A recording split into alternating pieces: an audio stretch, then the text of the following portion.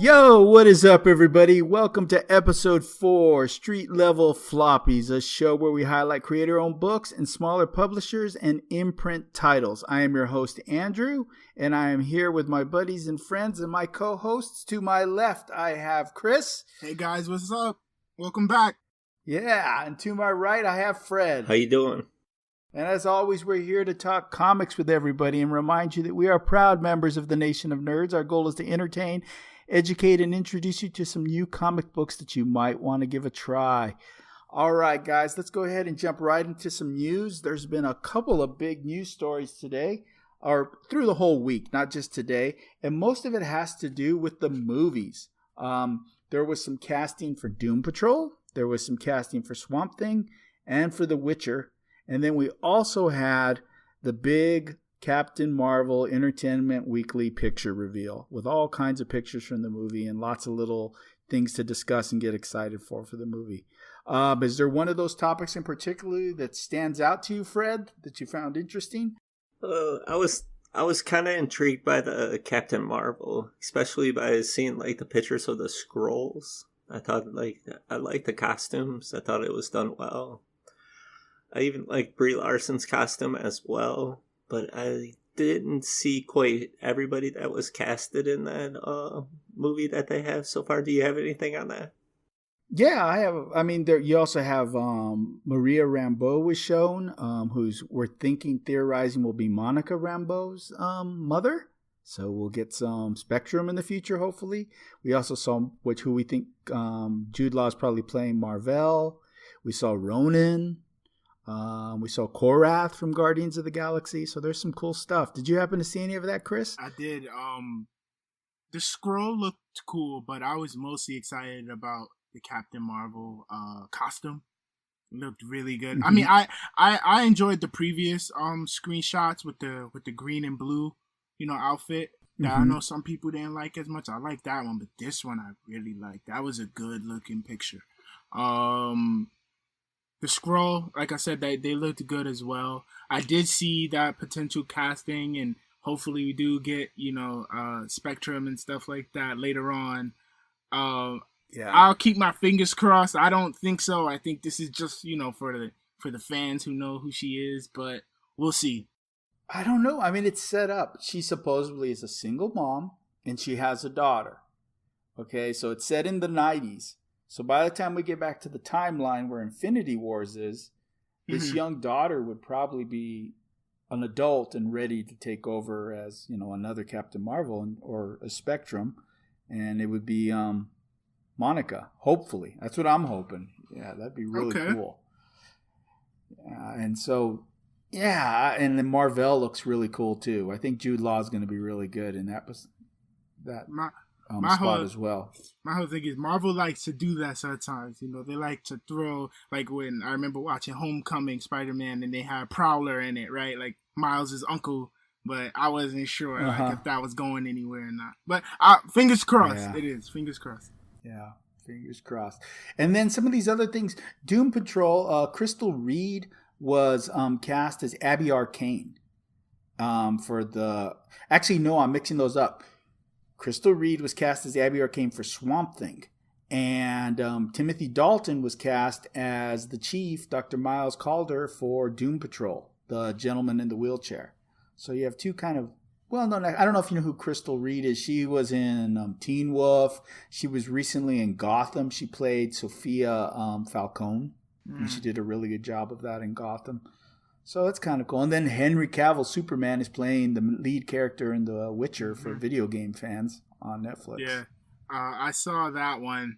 The Witcher, I'm excited. I don't know if you guys know anything about The Witcher, but it's pretty much, I won't get too much into it. We're not a video game podcast, but it's just it's a video game about like a bunch of like Northern Europe kind of folk tales and monsters and stuff like that in that kind of world, like witches and things of that nature. Kind of Game of Thrones type stuff, maybe? Or? A little bit. It kind of has that feel to it. There's like really like classical, mythical like creatures like griffins and stuff like that that you see in okay. it. Yeah, so I thought it was a good casting. I think he'll do good. I think he's a pretty good actor. My only question is if he still has the mustache. Is there any CGI, digital stuff CGI going on? mustache. Yeah, so we'll see about that. What if do you think this signals that he's done with Superman, or is this just kind of a pause? I don't know, because DC is filming shit, right? Like, they're filming stuff. Yeah. So I'd assume that if he was working on Man of Steel, he wouldn't be on this. So I assume that they just have no plans for him right now to work on Man of Steel. Yeah. No Man of Steel 2. It doesn't sound like it, at least. And I don't know how you have your universe without Superman. That's weird. That's like having Marvel without Iron Man or Captain America. Yeah. It's we'll see. It's interesting. People have been asking for Man of Steel 2 for, people want that more than they want anything else, it seems. The DCEU fans, every time I hear them talk about a movie they want, it's Man of Steel 2. Every time they make an announcement, they say, okay, but where's Man of Steel 2?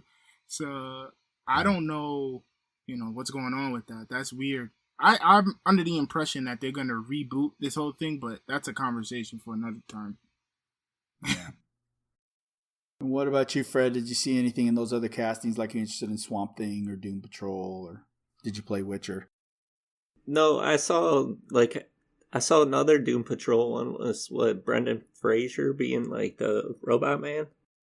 Yeah. Mm-hmm. Now that I'm really interested, because I often ask myself whatever happened to Brendan Fraser, because he was hot one time when he was like Encino Man and all those other movies back then. But I think that might be like a perfect casting. Actually, after our last podcast, I've been thinking about it and stuff, and I'm gonna break the news to you guys, but I actually signed up for the network. Nice. Oh, okay. Yeah. After all our ranting and stuff, I gave in.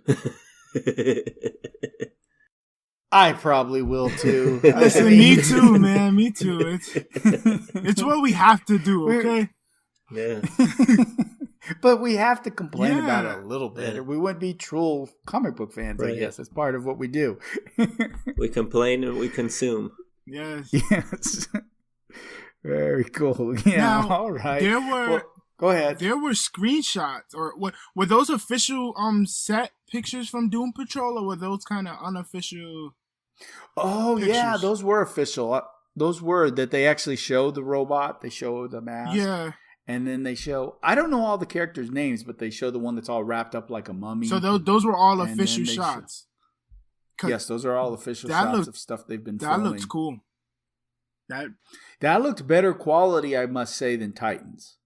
Just from what I saw of those shots. Those costumes looked almost straight off of the comic book cover. Someone had the comic book cover. Where Titans, it seems like I'm not quite sure what they're doing with some of the costumes. But is what it is. We'll see when it comes out. But yeah, I'm excited. And then Swamp Thing, I just don't know. Are they going to CGI Swamp Thing? I don't know. Do you have the money on a streaming service to CGI him? I really wish that was a film. But, I'll give it a chance anyway. Yeah. All right, guys. Well, I guess we're going to go ahead and jump right into our comics. We have 6 great books this week. I enjoyed all of them. There was a lot of good books. There was a lot of good indie books because a few books didn't even make the list that were really good. But we're going to head and kick off the first one. It's going to be Leviathan number 2. Till Death Do Us Part. Part 2. While Ryan DeLuca tries to piece together exactly how his friends summoned a giant monster, government defense forces take the fight to the depths of the earth, where monsters dwell. Then, of course, they piss off the wrong monster. Written by John Layman. Art and cover by Nick Patera. Colorist Michael Garland. Color assist by Brandon Daniels. Not quite sure what that means. Letters by John Layman. Variant cover by Steve Skyrock. I'm sorry if I'm mispronouncing. Published by Image. Leviathan. Chris, go ahead and tell us about Leviathan. Okay, for starters, I really enjoyed the artwork. I felt that the pencils and the colors were really fun to look at. It's kind of wild, right? It's kind of wacky, which I really enjoyed with some bright colors. The plot was okay. I'm enjoying the story so far. It's kind of fun. Yeah, like the whole like summoning the monster thing and it doing its thing. I also liked. I felt like during the plot there were some points that were kind of poking fun at like some of like the crazy military people. So like you have that crazy general character. She's like that was a really funny moment in the book. I felt so it definitely gives you some laughs. Overall, it was enjoyable. Yeah. Very cool. Go ahead, Fred. No, I'll just go off that point with the military because I think we spoke about this before Chris got on, and I felt like, as my kids would say, that the book was kind of sneak dissing the military and even maybe the Space Force current day.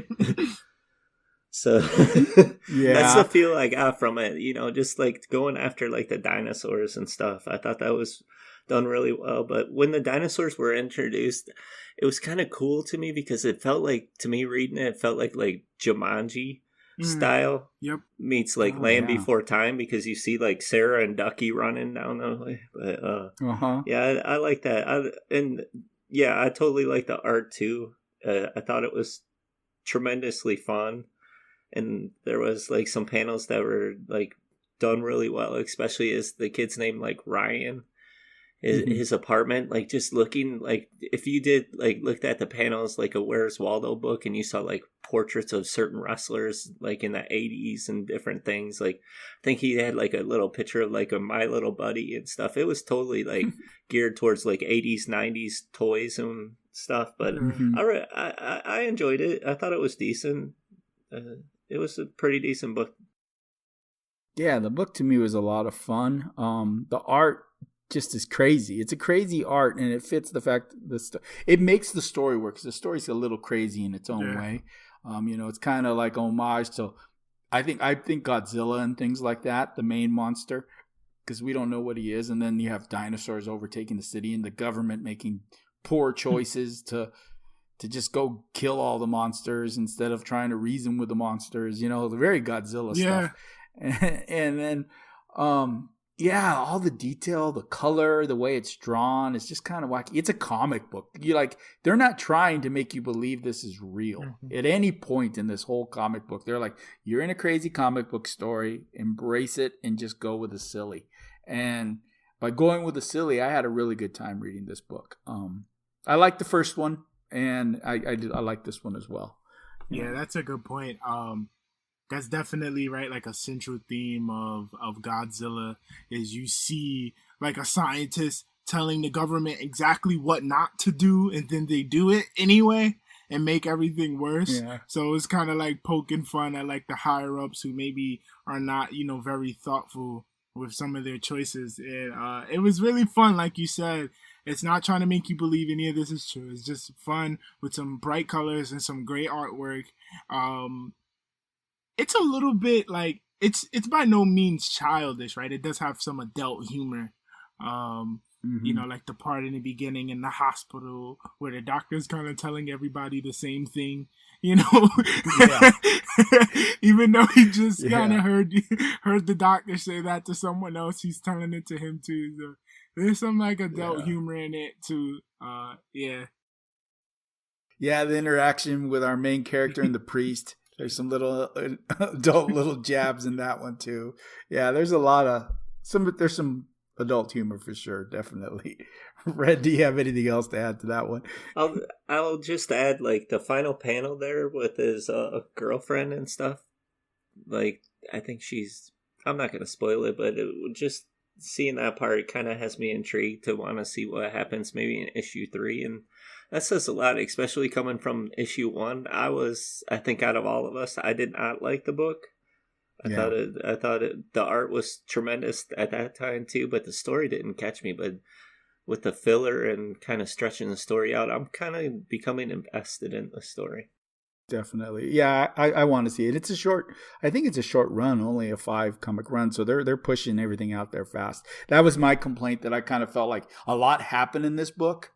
Like boom, boom, they're bouncing around. They even took away from the main character for a while to focus on the military. But if you only have 5 books, you can't mess around. You got to get all this info in as fast as you can so you can keep going. So, yeah. Good stuff. So, okay, if we're going to score this, Chris, what are you going to give it today? I give it a solid 3. It was a good book to read. It was a 3. Enjoyable. All right. Excellent. And Fred? I'll give it a 3.5 just because, like I said, like those panels with the artwork of wrestlers and stuff. I'll give it a 0.5 higher than Chris. You had me with the Ultimate Warrior. I also am going to give it a 3.5. I liked the first one, so I was kind of already in a space where I enjoyed this book, and it kept the same. It didn't get super better or anything, but it maintained the same level for me of the wackiness and the craziness. And like I said, I'm just taking this book for what it is a crazy ride, and I'm on the ride. So 3.5. Yeah. All right, let's go into our next book. Book number 2 is The Dreamy Number 1. From Upheaval of the Sandman Universe 1. From the upheaval of the Sandman Universe number 1 rises the dreaming, a kingdom in chaos. There is a place where stories are born. Today its walls lie slashed and bleeding. Dream has abandoned his realm, and until he is found, its residents must protect its broken borders alone. But the most senior storysmiths are tormented by invasive secrets. The warden Lucen is doubting his own mind, and beyond the gates, something horrific wants with tooth and talon. Only Dora, the monstrous, finds opportunity in madness, stealing dreams for the highest bidders, but she has no idea how deep the danger lies. Meanwhile, in Dream's gallery, something new is growing. Written by Simon Spurrier, art by Bilquis Everly, colorist Matt Lopes, letters by Simon Boland, cover by Jay Lee and June Chung, variant cover by Yarnik Paquette and Nathaniel Fairbairn, created by Neil Gaiman, published by Vertigo. This is Dreaming. Okay, that's a mouthful of all the stuff, and even the description was kind of hard to get through. This is a bit of a complex book, as all Sandman books are if you're new to the Sandman universe.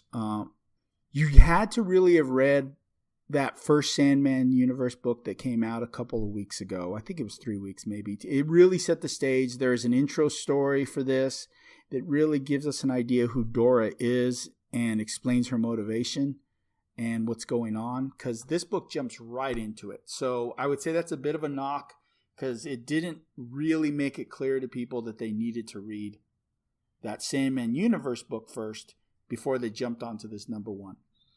Now, for me, who's someone who's read some Sandman, is into Sandman, I enjoyed this book very much. I think it was vintage Sandman, even though this isn't Gaiman.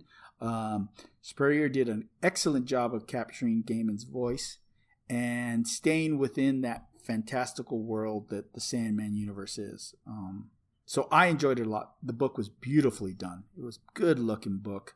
It really made you fall into that fantasy world that the Sandman universe is, the dream world. And I'm in love with the character Dora. I want to see more of her. And she's a brand new character, and I think she's going to really highlight, of the books coming forward, I think she's going to be the real highlight, me personally. So, Fred, what do you think? Well, like you said, if you didn't read this book, it can be hard, because in the beginning, I think I was texting you in our message board one, excuse me, and I didn't get it. It was too complex. After I think I said 3 pages, I kept putting down the book because I couldn't handle it. I'm like, I don't know what the hell's going on here. I'm lost. Am I missing something? You told me that I needed to read that book. So after I read that book, I had a better understanding of the universe and where the characters were coming from.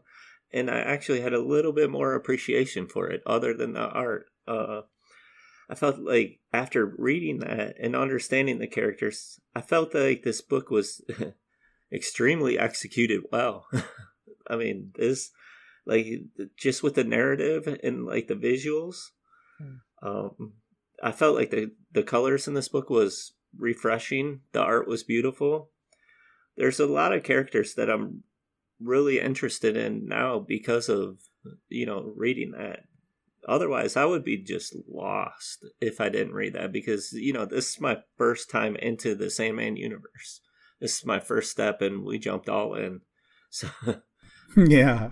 Chris, how do you feel about it? Okay, so I guess I'm the only one that unfortunately didn't get a chance to read the previous one, that kind of sets you up for this book. Despite that though, I have to say, and echo you guys' sentiments that the art on this book is absolutely gorgeous. When you get to these fantastical, dreamlike states, and in the comic, it's executed so well. It really looks beautiful. So that caught my eye. As far as the plot, like I said, I wasn't aware of the previous one, so I couldn't, quite get into the world building. I did read some previous Sandman, like maybe years ago, but not enough that I'd remember everyone. So I'm gonna have to go back and read that so that I'm able to kind of pick up on this.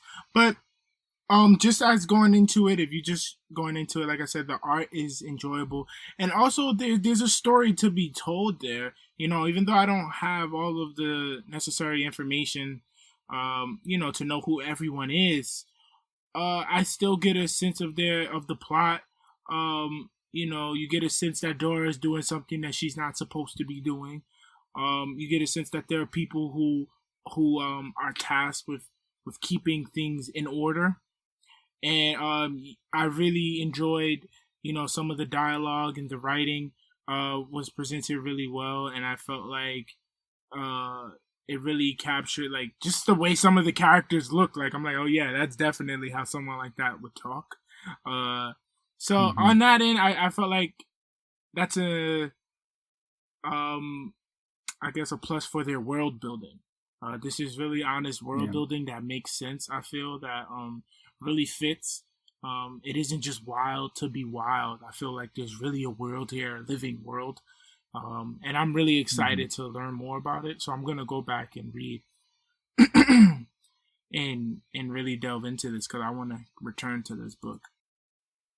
Yeah, I would definitely read the Sandman Universe 1. What it does is it has a story by each writer who's doing one of the new Sandman books. So there's a little bit about Lucifer, which is a book coming out. There's a little bit about House of Whispers. There's a little bit about, what's the other one? The Boy, the Magic Book or something like that. It's almost, he looks like a Harry Potter almost. And so there's a little bit about it to kind of lay down the plot for you for each of these stories with an overall understanding of the fact that Dream is missing. The main character is missing, and that's what's creating the problem, and nobody knows where he is. So yeah, that it's I think from reading that, you don't have to go back and read all the old Sandman stuff. Yeah. Now, it would definitely be nice because you're going to get even more enriched by this world because there's a lot of returning characters.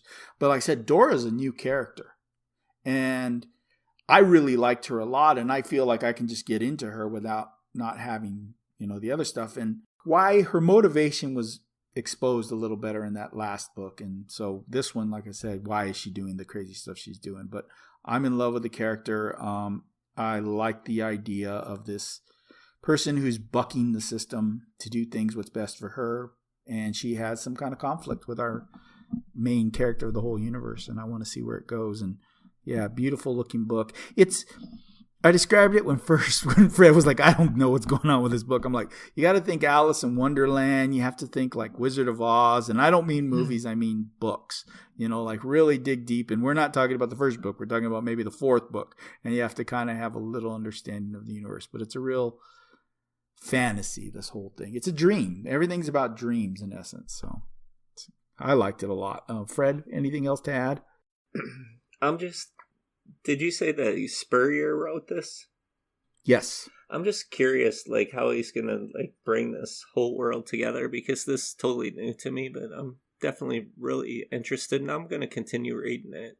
Gaiman created this one, even though it's a new character. So Gaiman has his hands and his fingers on everything that's going to happen in all these books, I'm sure. So he has the master tie it all together idea that he's spreading. I'm guaranteed that he's dropping down to the rest of these guys. So, or he's not, and he's just getting paid for it all. Well, he's writing one of the books. I don't remember which one he is, but he is writing one of the books, but not all of them. Nice. Very cool. All right, so let's go ahead and give some scores. Fred, if you're going to give a score for this book. Well, since Dora does do a lot of exploring in this book, I'll give it a 4.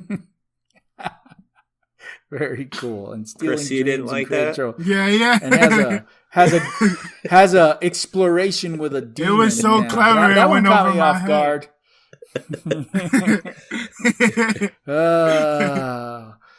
Fred with a pun. All right, Chris, what would you give it? I give it a 3, another solid 3. But that's more. That score is kind of for myself for dropping the ball and not, reading the previous one. I'm really jealous that you guys, read it, because now I want to be a part of this too, because this really seems like a good world to delve into. So I'm gonna definitely make that some homework and get that done. Yeah. To be fair, it should have been announced better, because I didn't even think about it, and I actually went back and read my issue, because it'd been weeks since I read it, and I said I'm gonna go back and relook over that story and make sure I know what I'm talking about. That's a good thing you said, because then I'm wondering, are they, of course they're trying to bring on new fans, but I'm wondering if this is really just for the fan base of, the Sandman people. I think it's a combo. Because if you were into Sandman, then you would know that book came out, right? Like, it wouldn't be Yeah. Yeah, so Sandman fans are already ready and rolling, and most of your really high scores and props that you're hearing on Twitter and different places are probably people that have read the universe, and they're like, yep, this is what I want. Because he really did do a good job of, it didn't feel like somebody who didn't understand the universe came in and wrote a book. That's the biggest why I'm going to give it a 4. Nice. Because I feel like this guy gets this book, and he gets this universe, and he didn't miss a beat. He jumped right in with his own stuff, but he's not trying to tell a different kind of story in someone else's universe. He's telling a Sandman story. So nice. I was really happy with it. Nice. All right. Okay. Next, let's see what we have. Okay, number 3. We have Clan Killers number 3. Like the demented stepchild of Game of Thrones, Braveheart, and Mark Millar's Kick-Ass, Clan Killers brings readers into an ancient Ireland filled with clans, mystics, warriors, and monsters of mythic proportion. Your favorite medieval pair get into darker musings as Finola and Cillian find themselves face to face with the ancient Durg of Celtic myth. These powerful forefathers to vampires do not take kindly to strangers, and especially not strangers who want to murder them dead. Meanwhile, Valor's whispers continue to play on Padrig the Grotesque as his daughters and kingdom wonder how long they can live in fear of a madman. Written by Sean Lewis, artist Antonio Fuso, colorist Stefano Simeoni, letters by Dave Sharp, published by Aftershock. Clan Killers. Fred, this one's all you. Okay. Now, the previous 2 issues of Clan Killers were very fast-paced. This one slows down a bit. It has definitely a different pace, which I really enjoyed, because you get to see like Sean Lewis be able to shine with his dialogue and his storytelling. Finola, the daughter, paints a picture of how life used to be in the beginning with her father, King Padrig. And it became all game before he became all Game of Thronesy,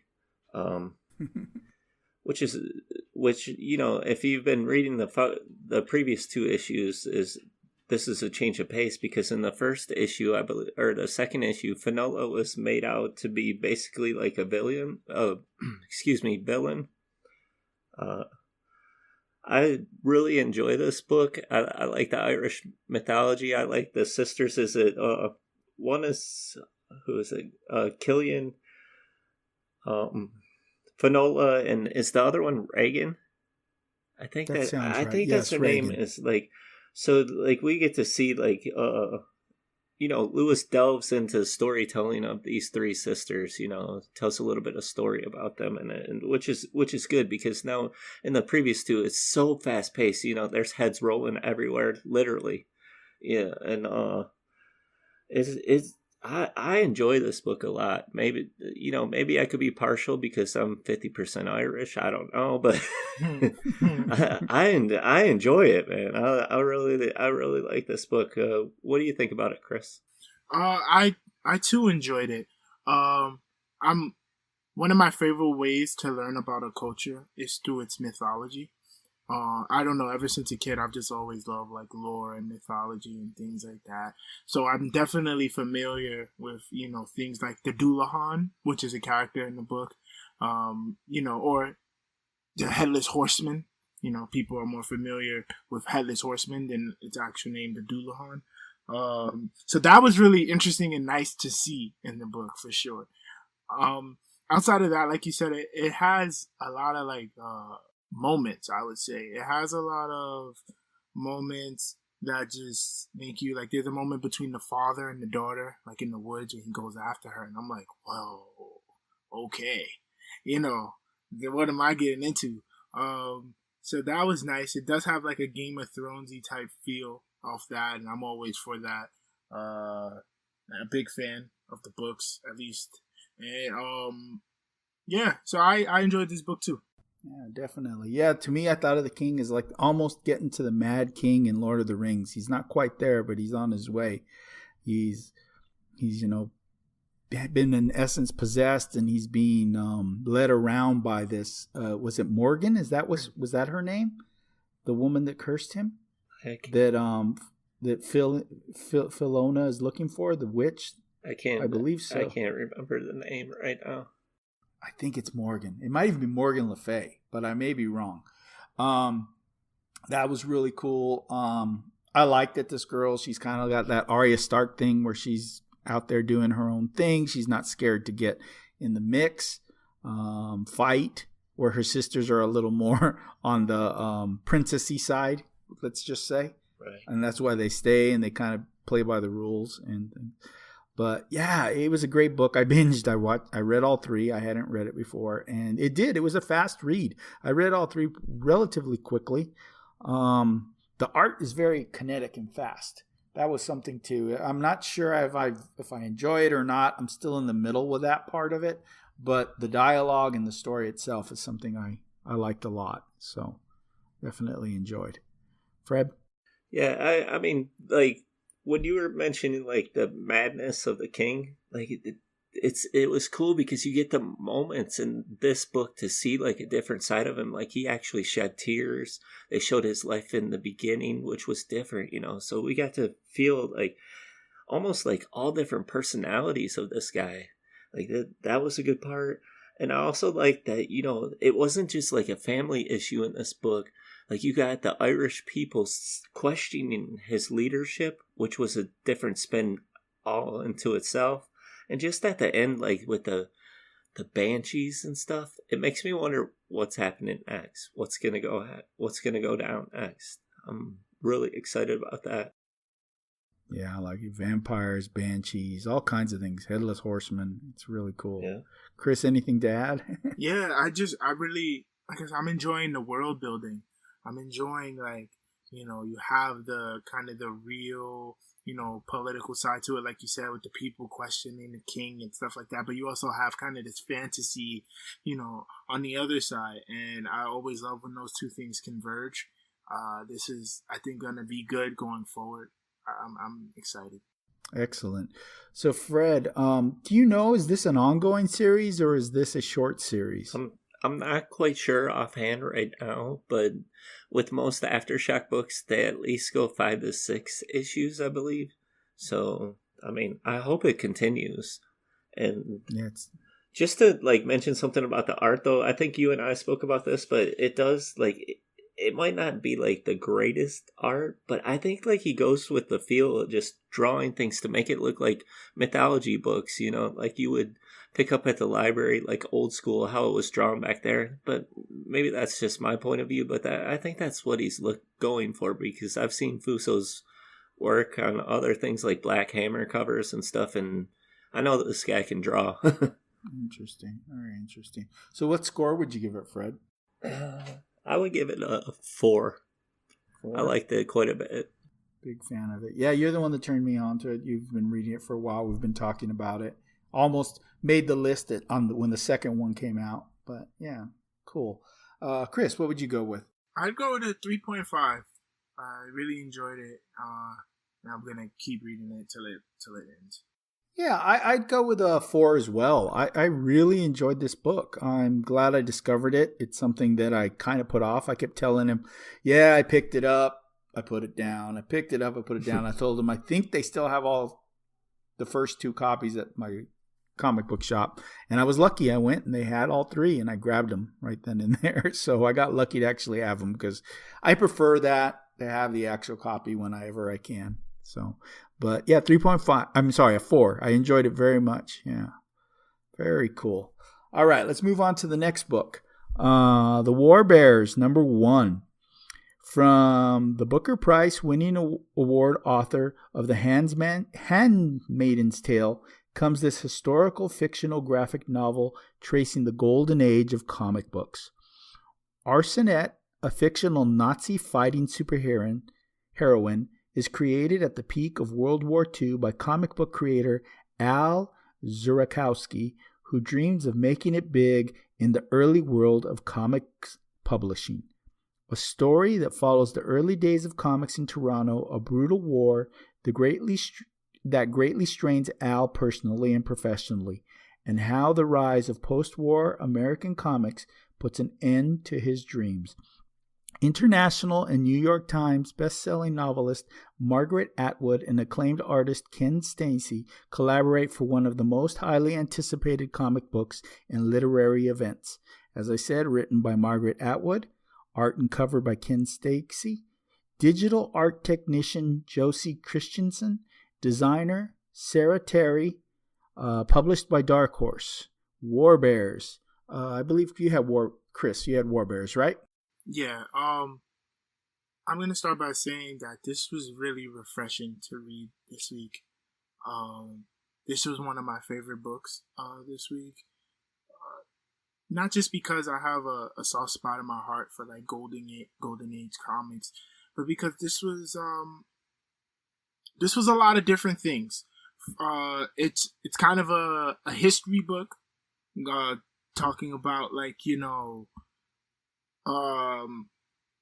how comic books were made back then, what purpose they served, the people who worked in them, stuff like that. That's really good. And then on the other hand, it's actually telling another story, so you get a sense of like kind of the Were Bears, right? Like you see a couple of pages where it's his comic that he's writing, but you get to see that. So I'm pretty sure that going forward, that kind of duplicity, the dual storytelling will kind of continue, and you'll see both stories intertwine with one another as the story progresses, which I was interested in.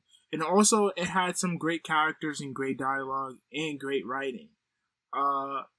And on top of that, based on what I've read, like, because this book made me do some research and look into it. Based off what I've read, like, this is supposed to be a story talking about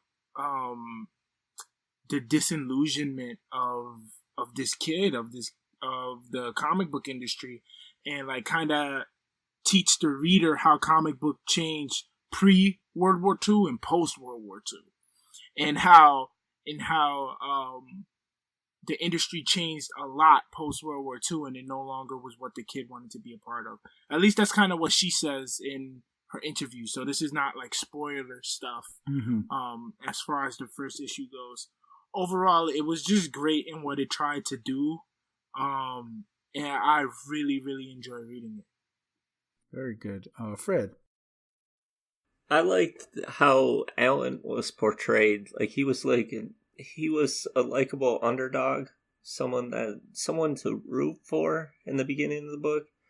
And, it wasn't just like his struggles at work or with the book, but also at home with his father, which showed a lot. Especially, like, I think he was the only son that stayed home and his other two brothers were fighting in the war, and his dad kind of took it out on him for, chasing his comic book dreams. I mean, definitely gives you potential to, like, somebody to root for. And just how he was undermined, like, by his boss and the other people that worked with him, and just see his struggle, just to see that, it almost felt like, to me, like, his life was, I hate making movie references all the time, but, like, it felt like Rudy, but with comic books. Yeah, I could see that. And it was, I enjoyed it, and I enjoyed the art. Now, like, the Word Bears part, I couldn't get into that, but, like, his story, I enjoyed that. What do you think, Andrew? Yeah, I really like this book too. It was a mesh. He's a little bit Steve Rogers without powers. The Steve Rogers before he gets the serum. This little scrawny guy that couldn't get into the military and he feels bad about it. And the world felt a little bit like what you would see in the Agent of Carter TV show. You have the traditional kind of macho guy who's kind of very, rude in the way he portrays and treats other women. And then the boss is a female. And then you have this kid who just wants to break into comics. And it's very obvious that his story and his creations are him living vicariously through his comic. You know what I mean? He is making himself, he puts himself in the comic as the mechanic, and he puts, probably that's his boss that's going to be the werebear, I'm assuming. I'm taking a wild guess. So you have this guy who, it reminds me of, if I was going to say movies, did you ever see Cool World?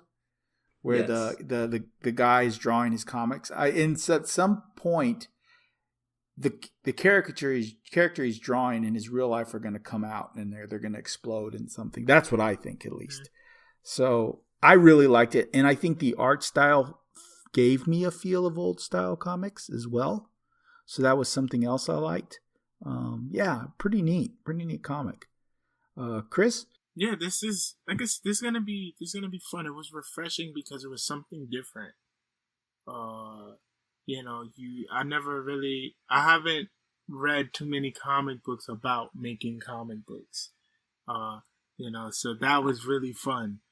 So I'm hoping that, as there was a lot of things in that first issue that look like they can be explored, like that Fred kind of touched on, like his relationship with his father, his relationship with his brothers who are fighting in the war, his relationship with his mom, and his relationship with his boss and his coworker. It's like a lot that they put in, but it wasn't, like, don't get me wrong, it was well paced, it was well put together, it had a good structure, and it didn't confuse you.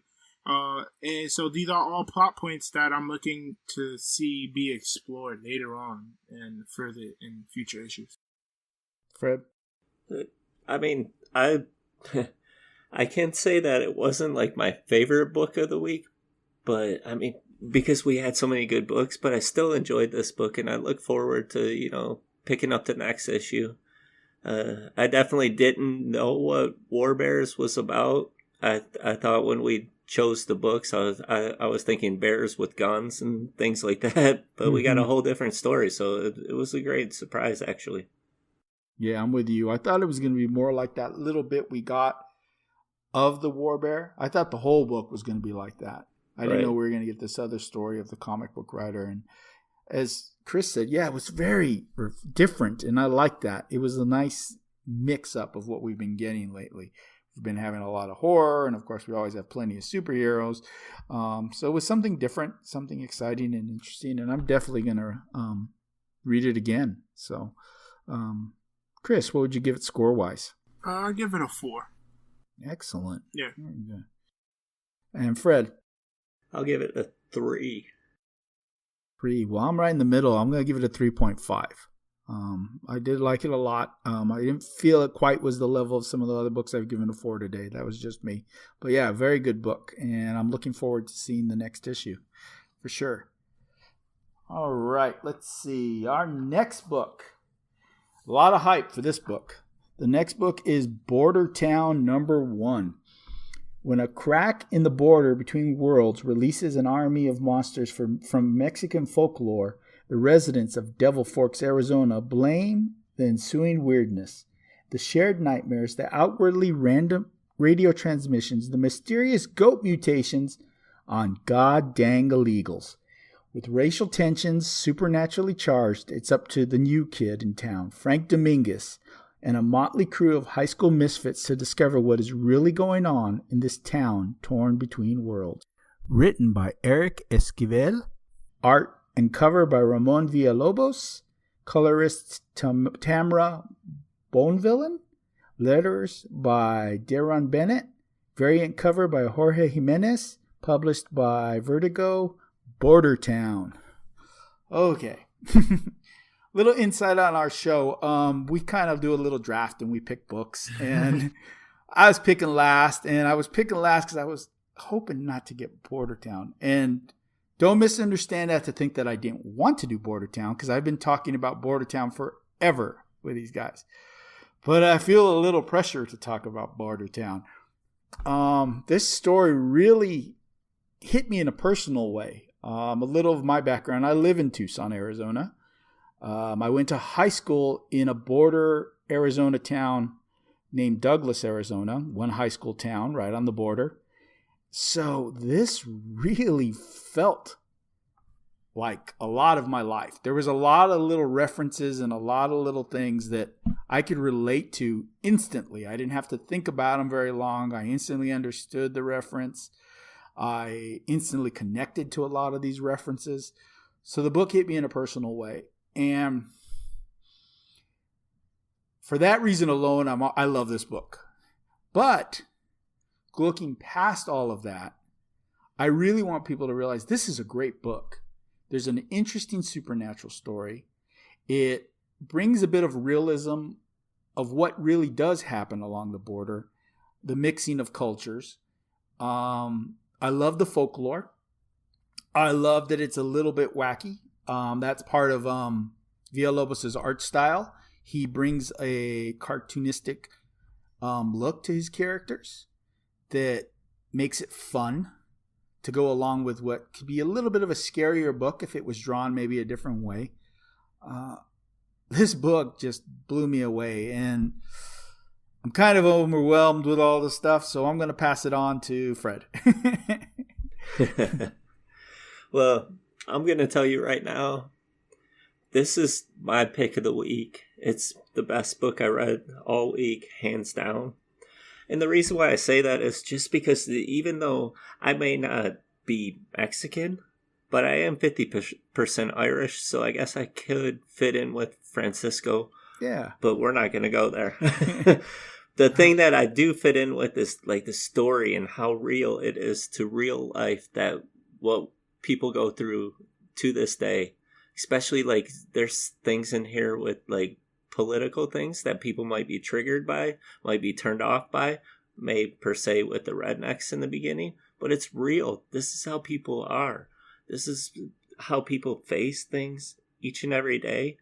There's issues with the can't breathe, sweatshirt on and stuff. These are topics. And if you hide from them and have fear of them, I mean, this is life, man.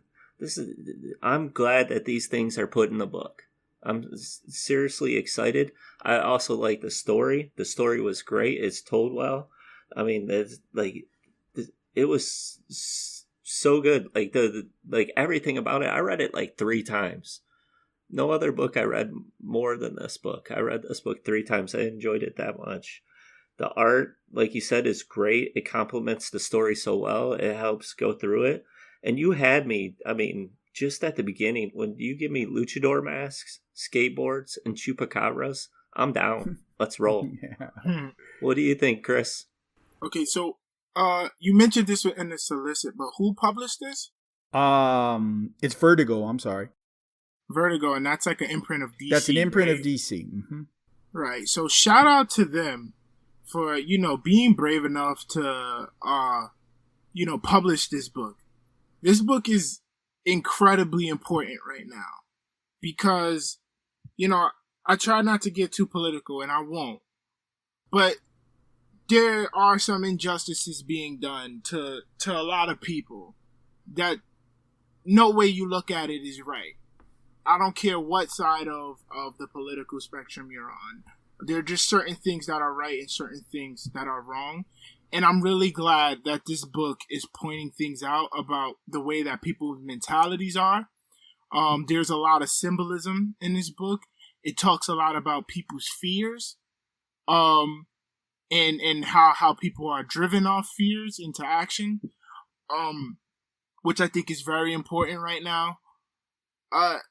This is overall, I agree with you, Fred. This is one of my favorite books this week as well. This is extremely important, and I feel that, despite what your beliefs may be, I think you should just take a look at it. Take a look at the book, and it may give you a perspective that you may not have had. The opening of the book is really impactful because you get two perspectives of the same problem, right? You get someone who feels that, I won't spoil it, but you get someone who feels that their country is at risk and they have a right to protect it, and you get another perspective where someone's trying to, make a better life for themselves, and they feel they have a right to do so. And so right off the bat, you get two conflicting perspectives, and that is very interesting. And I have not seen that yet in 2018 of a comic book that talks about this issue. And so I was really happy that this came out, and I hope people buy it. I hope it gets the support. I hope it makes the waves that it needs to make online. And I really hope people read it. Yeah, definitely. I feel the same way. Again, I'm trying not to get too political, but that opening is what I know has thrown a few people off. But I can tell you that's real. And I know it's more hypersensitive in the world we live in. This is a topic that is very in the news right now. But as a kid who grew up on the border, that's always been a story for us. Yeah. There has always been militia along the border trying to do things their way and feel that it's okay to hunt down people coming over the border.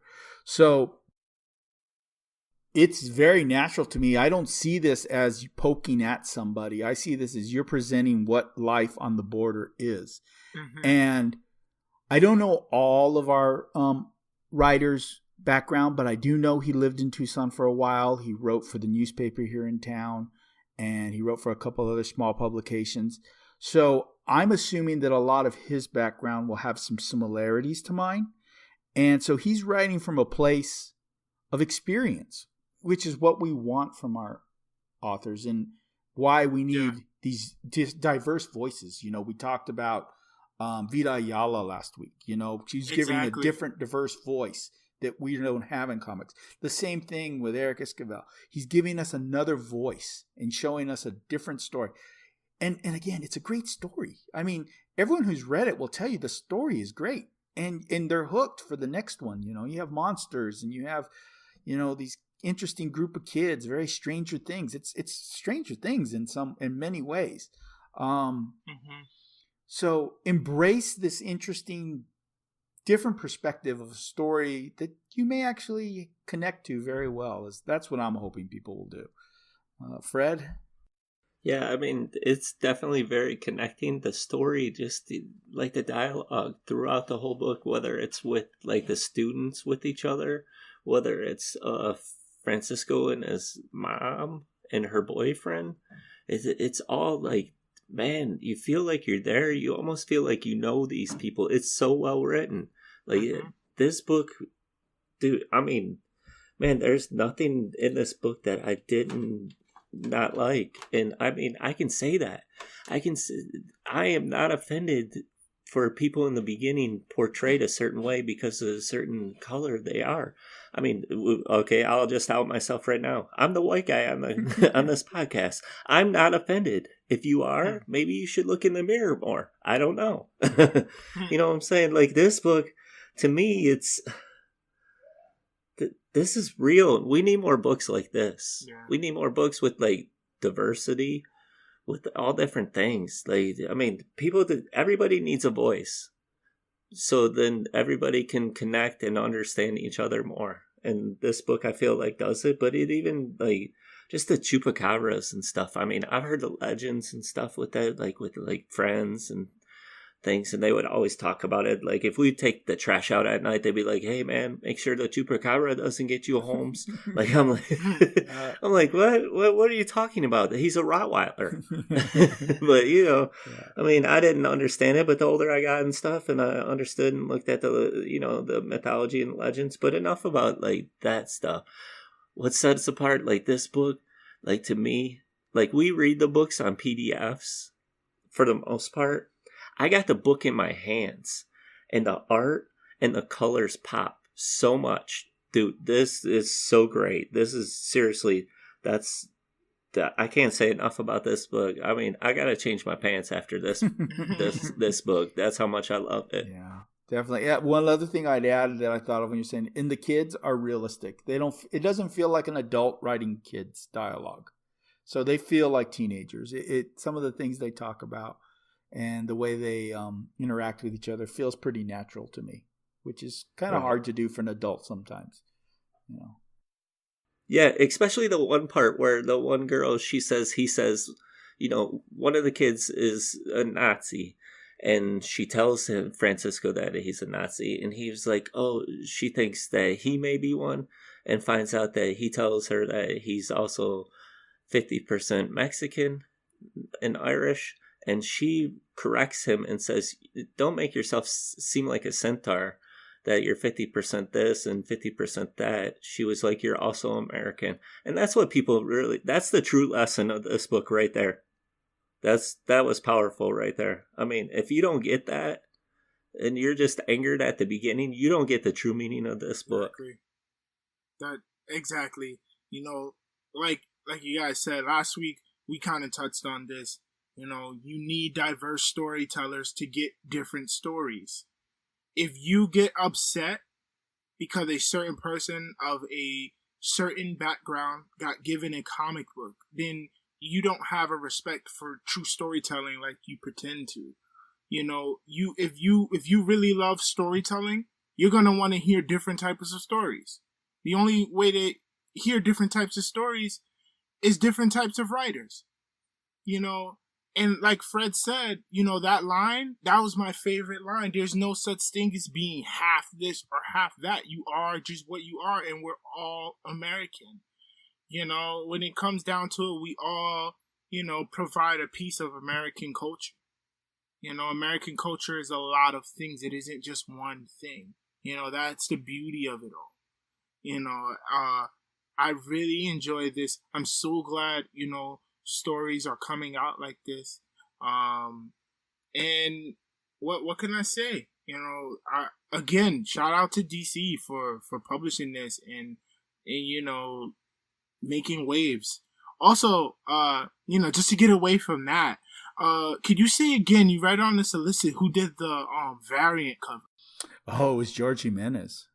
So that variant cover, dude, you're a beast. Yeah. That's a beastie cover, man. The regular cover is cool too, but that variant is oh man. Yep. I got the variant. I got both.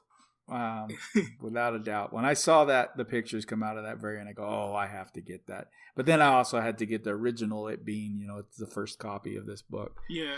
So, yeah, that is a great cover. There's a lot. And then shout out to, it's Tamara Bolden. She did the coloring on this book. Yeah, it's all together. It's a great book. Excellent job. And I like, if you don't know Villalobos, you should go check out him and, I'm not going to remember his name. They did Nighthawk together. David Walker. They did this Nighthawk series that only made it so far before it got canceled. It's excellent. Definitely check it out. If you want to see a African-American Batman in Chicago, brutal, and it's great. Great. I can't recommend that book more. Another great one by Villalobos. All right, so if you're going to score this, Fred? Well, here's my first one, but I'm giving it a 5.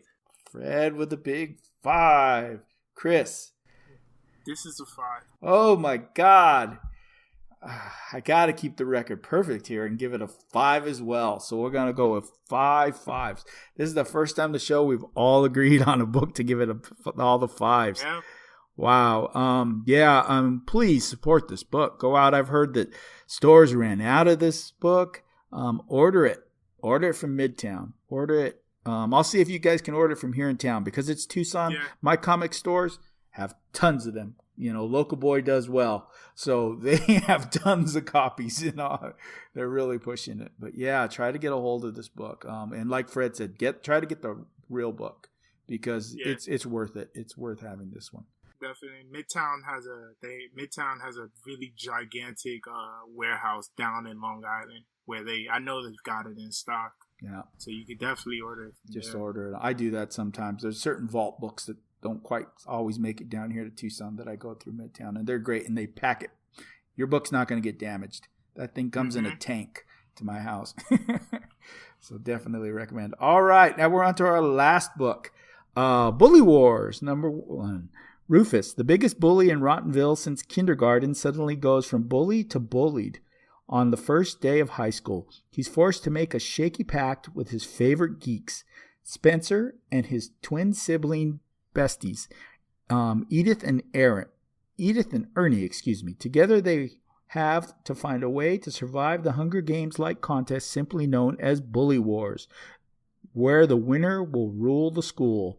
Written by Skottie Young, art and cover Aaron Conley, colorist Jean-Francois Beaulieu, letters by Nate Pecos, variant cover by Skottie Young, and a second variant cover by Scott Brown, designed by Carrie Hall, published by Image. Bully Wars. Fred, go ahead with Bully Wars.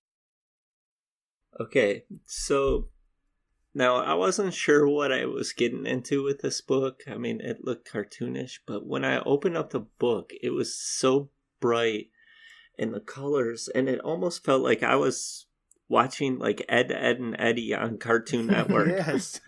That's the feel I got from this book. To me, it was fun. It was kind of gross. It was a little Ren and Stimpy style to me a little too, with some of the grotesque things. But it was also had a pretty decent story because it was showing 3 kids that were bullied by a bully. And he went to high school, and he was getting bullied, so he just learned about karma. So that was a good twist, and that's also kind of tongue twister to say bullied that many times. But I thought the characters were a bit stereotypical with the nerds and the kids that weren't very smart, and then you had the stereotypical bully. But other than that, I mean, I enjoyed it. It was a good read. It was fun. It was a different pace, especially coming from something that was so deep, like Border Town, and then reading this. Mm-hmm. Like it was definitely a palate cleanser. It was good. It kind of made the night exciting. But what I didn't understand is I really thought that Skottie Young drew this, and then I found out that it wasn't, and I was like, wow, it looked like Skottie Young drew it. So I was like, well done. Yeah, same. Real fast, same. I got fooled by that too. I assumed that Skottie was drawing it like he does his I Hate Fairyland. Yeah. Go ahead, Chris. Yeah, this was definitely fun to read because it was very lighthearted, very fun, little charming, great character designs. I love the designs of all the characters. Like Fred said, they were like played with them geometrically. They look like Ed and Eddie characters. There's like, different proportions and stuff like that. It was really fun to read and look at. It was fun. I think you should check it out if you like lighthearted, funny stuff. Yeah, that's how I felt. It felt like, a kid's cartoon. And I kind of was warned when I bought it. The guy at the shop goes, you know what, if you like kind of a young kiddie comic cartoon, I'm like, oh, I expected it to be a little more like I Hate Fairyland, and it was going to be pretty violent. And he goes, no, it's not like that. And so I was prepared. But the one thing I wasn't prepared, like you said, is for it not to be drawn by Skottie Young. But you're right. This, what's his name? Aaron Conley. Same type of style, if you ask me, and very fun, very light. And the concept of a bully being bullied, and he has to turn to the poor kids he's been bullying for years for help. That's a cool little idea, and I can see lots of fun stuff happening going forward. And like a cartoon, they can do a lot of things that in realism wouldn't work, and they can play off a lot of fun things. So yeah, nice. Like you said, compared to some of the deeper books we had this week, it was a nice addition to kind of take a break. Yeah, I mean, I thought the book was pretty entertaining. Some people might be turned off by the name Bully Wars, especially in today's climate, but this was definitely lighthearted, and it was fun. I mean, it was a good time. Yeah, fun seems to be the the key word in this one.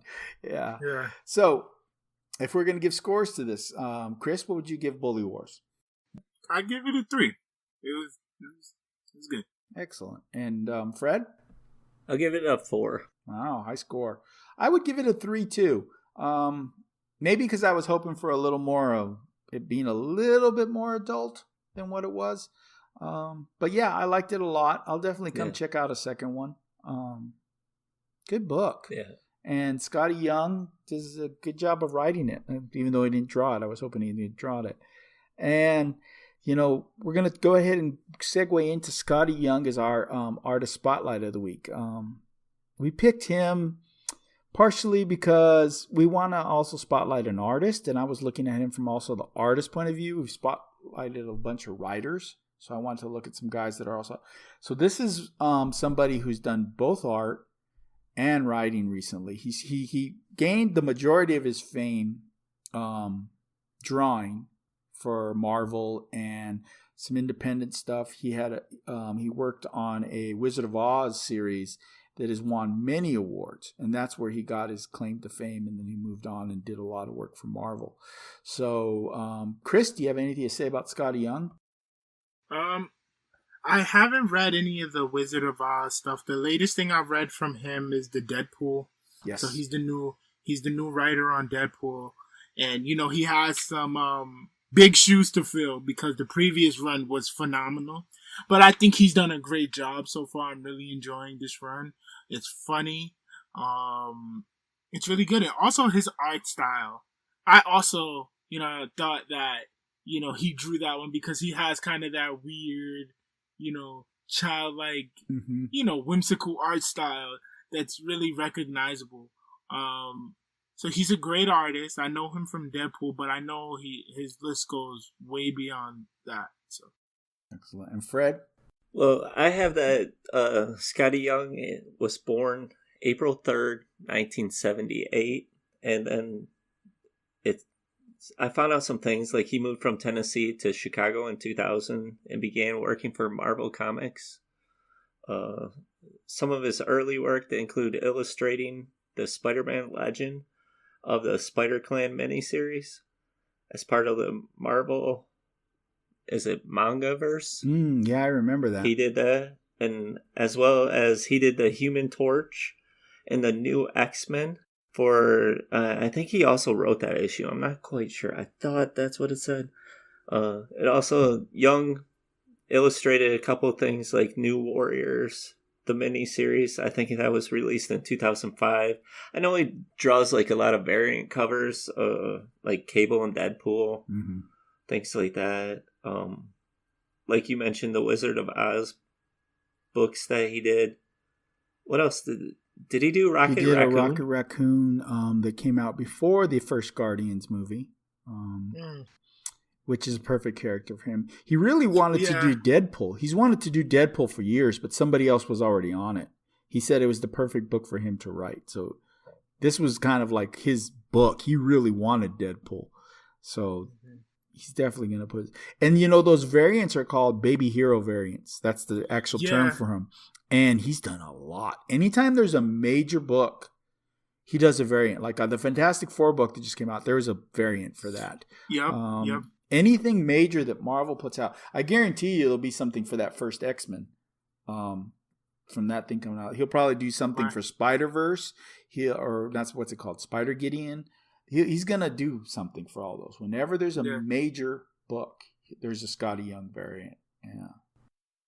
I kind of have on my phone case. It's the little Skottie young Spider-Man hanging upside down. The little chibi Spider-Man he does. So Nice. yeah. At Image, he's he has I Hate Fairyland. It's just wrapped up, and then we start Bully Wars, and he's also starting something called Midwest. It's coming out in November, and that one's going to be a little more serious that he's writing. It's going to be about a kid in the Midwest who kind of runs away, and the premise is that in the Midwest, most people don't leave their little towns.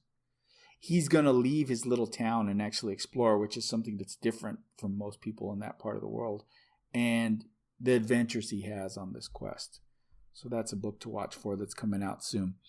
And a fun little tidbit, I don't know if any of you have read Hack and Slash, Tim Seeley's book, that he also is much like Skottie Young. He draws and he illustrates.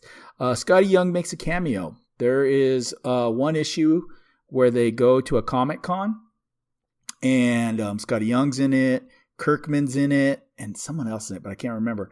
And like zombie monsters attack the con and they kill Kirkman. They kill a lot of people, but Young's the only one that survives. He survives to go on and make another cameo later on in the series. And of course, he's drawn some variants for Hack and Slash as well, because I saw him and Seeley must be buddies. So it's kind of cool. But anyone else have anything else on Skottie Young? Just yeah, his art is great. Like you said, those variants he does are so wonderful. Like, I really enjoy the Black Panther one he's got. Like you said, Fantastic Four one he did. He did one, I think, for Deadpool. I want to kind of get those. He got one I really like for Spider-Gwen as well. I have a couple of prints, 2 of ones he did. I have an X-Men one, Baby X-Men, and then I don't know what my other one is. I have 2 that he's done. Yeah. Nice. Very cool. All right. Well, that's it for this week on our Artist Spotlight. So we're going to move on to what we're reading, what we're watching, anything comic book related we want to share with everybody. So, Fred, we're going to hit you first. Have you read anything interesting? Have you watched anything interesting? Yeah, I've kind of upped my reading game this week. I don't know how, because we've been at the hockey rink quite a bit lately. But I read a lot of Aftershock. I read Dark Arc 10, Cullen Bunn. Man, that series is super good. I read Relay 3. That book is super deep. A book that I really liked a lot was United States versus Murder, Inc. Or Murder Inc. How they say it in New York. Chris didn't get it. Chris, you didn't get that? I got it. You're not a Ja Rule fan? Yeah. Dang. Murder. Now let me not. No, but we did want to ask you a question since we got here. Chris is now in the beginning. His first run, you said you read it. Yeah. Was she a young girl like she is in this one? Did you read this one? This one I didn't read. Okay. This one I didn't get a chance to read this one. The older one, now I'm not an expert. I don't want anyone who's like a big fan to get mad. It was a long time ago. But based on what I remember, it was just kind of about like the mafia taking over half of the country and kind of going to war with like the United States government. I don't know if that's what the new. So is there a female like hitman in the original? Or a female assassin that works for one of the crews? In the original, I believe it's a dude. Oh, okay. See, that's what we were trying to figure out because I was reading the solicit for the original, and it makes it sound like, yes, the main character is a guy, but this character, this female, is also in it, but she's already an established assassin. And in the one we just read, she's a little girl. So I'm thinking this is almost a prequel to the original series. I gotta check that out. I'm gonna read it and let you guys know. And it felt a little Hit Girl to me too. It felt like Hit Girl. It felt like a Goodfellas with the mob stuff. Well, I said Hit Girl because it's a little over the top. The way the little girl kind of loses it and kills this guy. It's like, okay.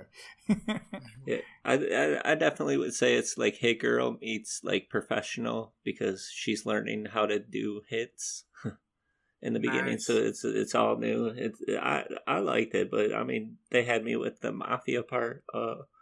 Another book I read was Justice League 7. And that's still a good book. I read Cover. I thought that was pretty decent. It wasn't as great as this one, but it was good. Paper Girls 24 I read. I also read Asgardians of the Galaxy 1. I loved it. I thought it was great. Nice. It's another Cullen Bunn book. Silver Surfer Annual I read as well, because I just want another Silver Surfer book. So I had to get this one. How was that one? I didn't get that one. I thought it was pretty decent. I thought the story was okay. I mean, I just bought it just because Silver Surfer, but I didn't like it as much as, say, as Guardians of the Galaxy. I thought it was better, but I'm also partial because that was Cullen Bunn writing it. Mm-hmm. So, and then I picked up La Morta Retribution. Man, I'm having a hard time with my English. It's all the Spanish you're speaking tonight. Yeah, yeah. That book was super good. I'm so glad I picked it up. I thought I think it came out like a week earlier, and you and I were Andrew. You and I were talking about it, and I was like, you told me that you thought I ordered it, so I contacted Brian. And they sent me an email back immediately, and they're like, no, this isn't the trade paperback that you ordered. So go ahead and go pick that up at your store, or we can send it to you. So I immediately, I told the guys at the store to put it aside for me. But yeah, and then one final book I read, and I know this was a question in the past, like podcast when we did Weatherman. I read Shirtless Bear Fighter, the trade paperback. And I think you asked if the artist and the writer were the same on both books, and now I can for sure tell you that the writer is the same, but the artist is not. Oh, okay, it's different. But that book is so crazy. It's so stupid. It's good. I'm serious. It's so off the wall. It's like the Naked Gun of comic books. Okay, so Shirtless Bear Fighter or Hillbilly, whatever the one was you read yesterday. Which one? If I have to only read one. I would say Shirtless Bear Fighter is a better time. The other ones delves in like kind of magic stuff, and I think we had enough of that kind of stuff from the Border Town book, so we'll leave that alone. Okay. All right, Chris, what have you been reading? I didn't read anything with any hillbillies. You read Border Town, kind of. Yeah. Oh man. Something cool I read was there's a trade paperback. I think it may have come out either this month or last month, but I don't remember which one. It's called Flags of Our Fathers, and it's about the first time Captain America met Black Panther. Now, this isn't T'Challa. This is T'Challa's grandfather. Oh, wow. And this was a really interesting story. I actually really suggest it to you guys. It's during World War II, and it's about the Nazis trying to attack Wakanda because they want the vibranium there. Oh, okay. And all I can say, it does not end well for the Nazis. Oh, but yeah, a defining part of it is just the relationship between Captain America and Black Panther and their symbol, and how they are, symbolic of what their country stand for. And so that was a really interesting book. Something else oh man, put me on the spot. I'm sorry. Sorry. No, I'm gonna get the information to you as soon as this is done. I'll probably cool. Write it in the comments underneath the post when we post the episode. Cool. But yeah, it's really, really good. It's a little bit weird too. I've never seen a World War II story so weird. It's got some really weird characters. Something else I've been reading is I've reread the last arc of All New Wolverine. I guess they put Old Woman Laura as a trade. So we get all the books together. I read that, reread that. Made me sad again. Right. what else did I read? I've been reading a lot of the digital only stuff that's been coming out. So like the Luke Cage stuff. What else? How are those? Only? Cloak and Dagger. They're really good. Dennis Hopeless writes Cloak and Dagger, and I'm a really big fan of his because he wrote the Jean Grey solo series. I think maybe a year back. I think that was 2017 going into 2018. The Cloak and Dagger one is really good. Luke Cage is really good. I believe these are gonna come out in print. So if you're like waiting for print, they will come out in trade. Because I just got there was a Black Panther one that was digital only called, I think, Long Live the King or Long Live Black Panther. One of those two, where it's two writers. So it's the main Black Panther writer and someone else. And they kind of teamed up for this one. And it kind of talks about how T'Challa became the Black Panther. So like kind of his teenage formative years and him learning his lessons to become, the Black Panther and the King that, we know and love today. So that's mostly what I've been reading. Yeah. Okay. Yeah, I've read a lot of the same things you did, Fred. I haven't gotten all my comics yet. I'm trying the DCBS and they haven't arrived. So I read Justice League. Very good. I liked Hawkgirl was a beast in Justice League. Haven't seen Hawkgirl kick butt like that in a while. She was definitely the star of this issue of Justice. I read Batman. It was one of those filler issues in between arcs, but it was a very good story. It showed Dick Grayson as a child and Dick Grayson as an adult. So the story kind of goes with Bruce is consoling Dick because he's lost his parents. It's right after he adopted him, and all the he doesn't want to be helped. He doesn't want to be taken care of, and he's fighting. And now you have a grown-up Grayson trying to get Bruce to talk about his hurt over Selena leaving him at the altar. So it goes back and forth with the two of them, showing him as a kid, showing him as adult. And there's some great interactions, because Bruce doesn't want to show any emotion, doesn't want to let Nightwing know that he's hurt. He's trying to make it just business as usual. I'm Batman. I don't want to talk about this stuff. But Grayson is persistent. He's constantly there. He's persistent. We can talk about it whenever, or we can just watch a football game together. It was just a really nice, intimate Batman story as a fan of both those characters. It was kind of, I know it's just a filler in between whatever the next arc is, but I enjoyed it a lot. And then, like you, I enjoyed USA vs. Murder Inc. a lot.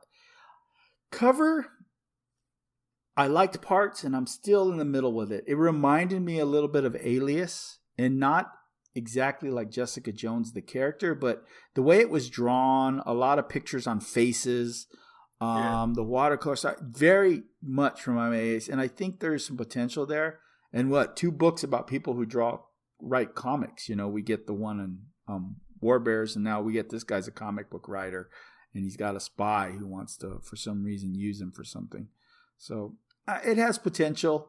It's very Bendis. I think these 2 are probably the better 2 of the 4 Bendis books. But Cover does not rank as high as USA Murder Inc. because Cover had a Batman cover in it. So that's the 3rd Bendis book.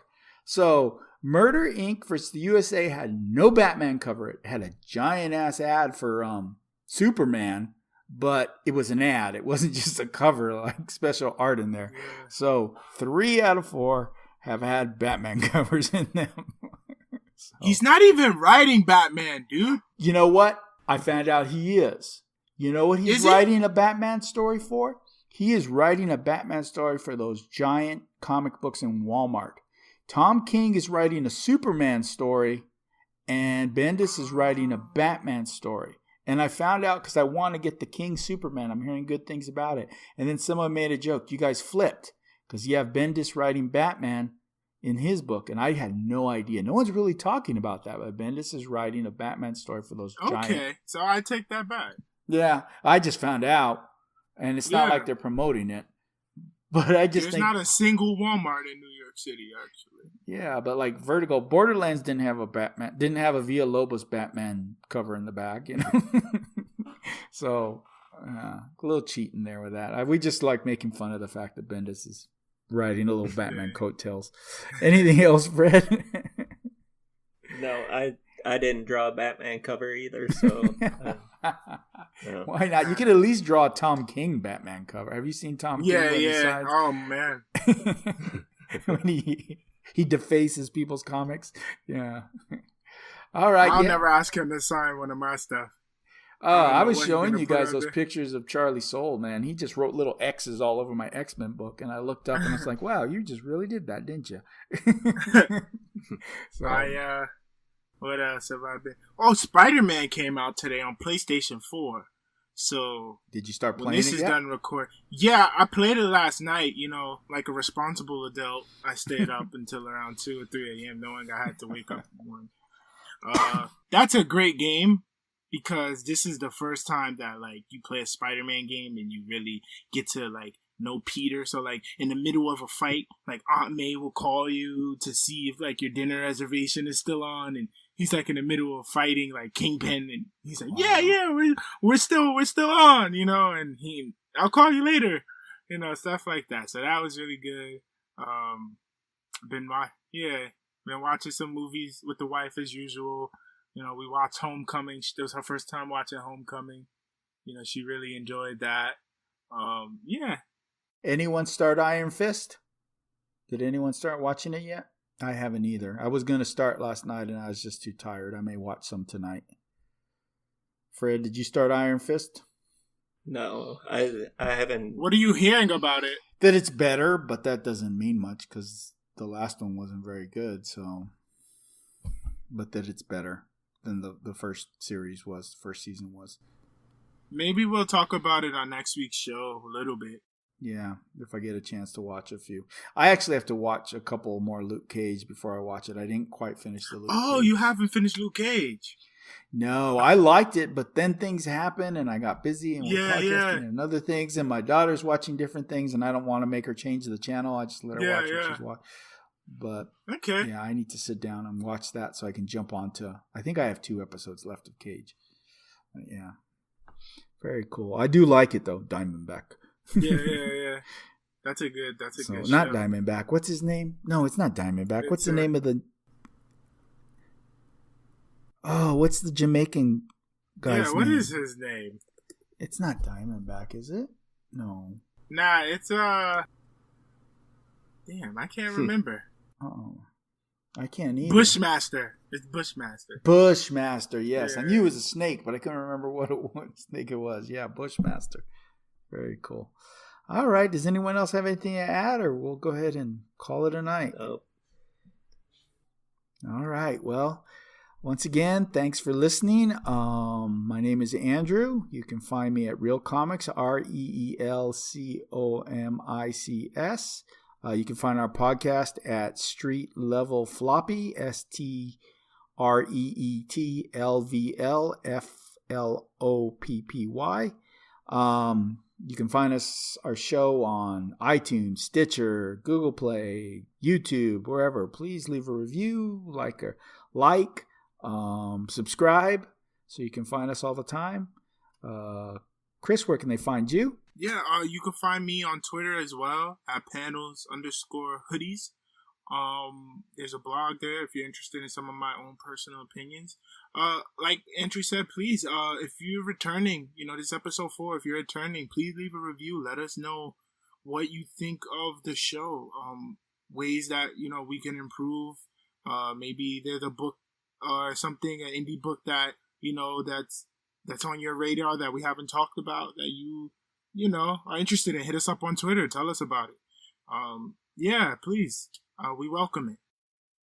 Yes, definitely. Fred, where can they find you? You can find me on Twitter at ComicsFred. Yeah, that's about it. I've been kind of staying away from it, though. It's a little toxic at times, but...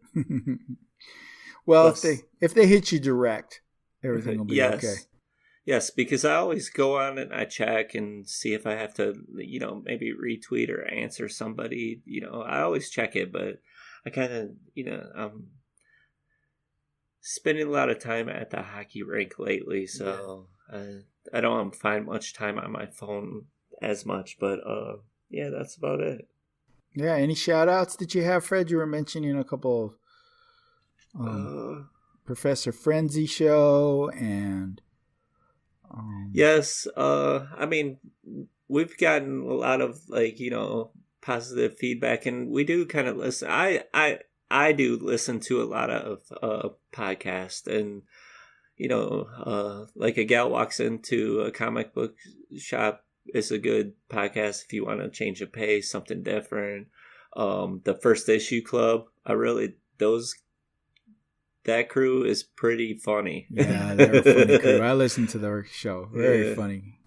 Yeah, I mean, I totally dig the things that they do and the vibe that they have. They kind of say some things that I think under my breath that I'm not afraid to share yet on here. But I mean, I think we're getting to the point where I'm just gonna open up and I might say some more things, but I don't want to yet. Yeah, they let it fly a little bit. Professor Frenzy show is great. There's a lot of great information on that show. I enjoy it. I haven't listened to the one you were talking about yet. That's one I need to try. The Gal Walks. What is it? The Gal Walks into a comic book shop. Comic shop. Okay, I have to check that out. And then, of course, the Nation Nerds, Mark, Leo, Hiram, Rico, those guys you must listen to. Those guys are great. They have good camaraderie. Rico could probably come on the show once in a while because he likes indies as much as we do. Except we have to put some Valiant on her. He ain't coming. Yes. Although he probably unsubscribed last week, so who knows? We might, we'll see. Yeah, he was disappointed in our kind of the way we hit Euthanautes a little bit. He didn't like the emo comments. So. Oh no. Yeah. But that's all good. Everyone has their opinion. Yeah. He would have been perfect for the border town because didn't the Chupacabra legend start in Puerto Rico? Yeah, I saw that he was having a conversation with the writer from that the Chupacabra is actually originated in Puerto Rico and then it migrated down to the Southwest.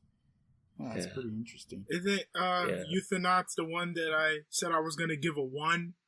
But the art was too good to give it a 1, so I guess I'm sorry. Yeah, Rico probably unfollowed you on Twitter. Yeah, I'm sorry.